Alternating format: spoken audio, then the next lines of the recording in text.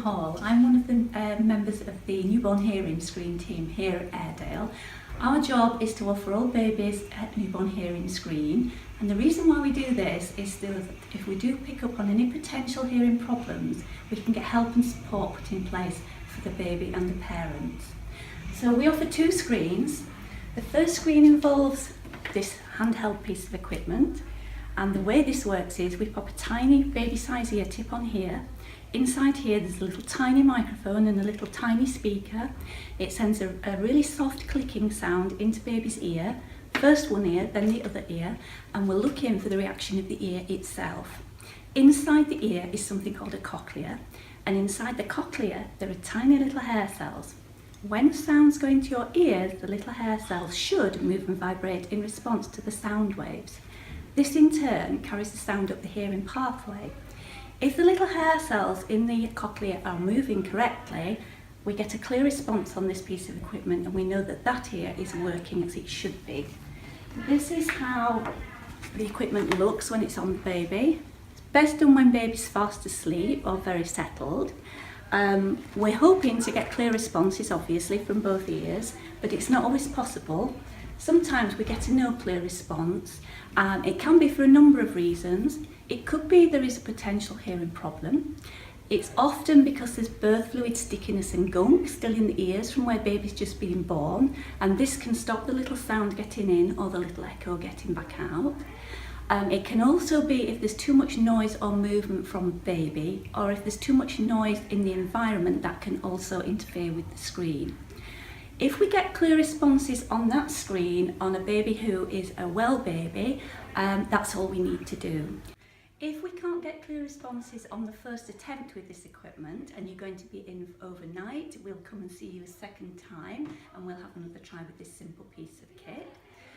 If on the second attempt we still can't get a clear response using this equipment, we will move on to this equipment. Again, this doesn't hurt. Neither of the screens hurt the baby in any way, and they have no risks at all. This screen works in a similar way to this one in as much as it sends a very soft clicking sound into baby's ear, but this time we pop tiny little headphones on.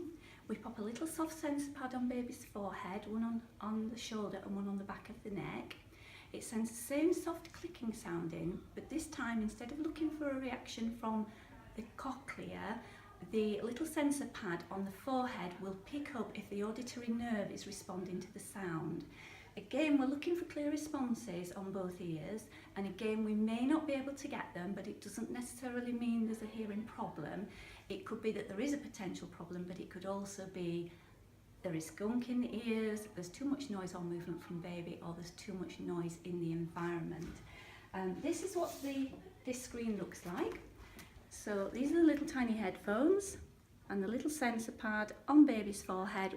As I said, one on the shoulder, one on the back of the neck. This screen can run for quite a bit longer than the other screen, and again, it's best done when baby's fast asleep. If we still can't get a clear response on one or both ears, then we will arrange for baby to have an appointment at audiology, and they'll do a follow-up appointment where they do much more in-depth testing. Ours is just a simple screen to check which baby's hearing seems to be okay, and which babies we can't get clear responses from. They are then followed up. If we haven't managed to get clear responses on the first screen and you have gone home when we come into work the following day, or if you've had an early discharge, we send you a clinic appointment. So we hold 3 clinics a week. We would send you a letter through the post with a telephone number. If you have any questions, you can just give us a call and we can rearrange a clinic appointment if it's inconvenient to you, but we will need to see the baby within 4 weeks ideally.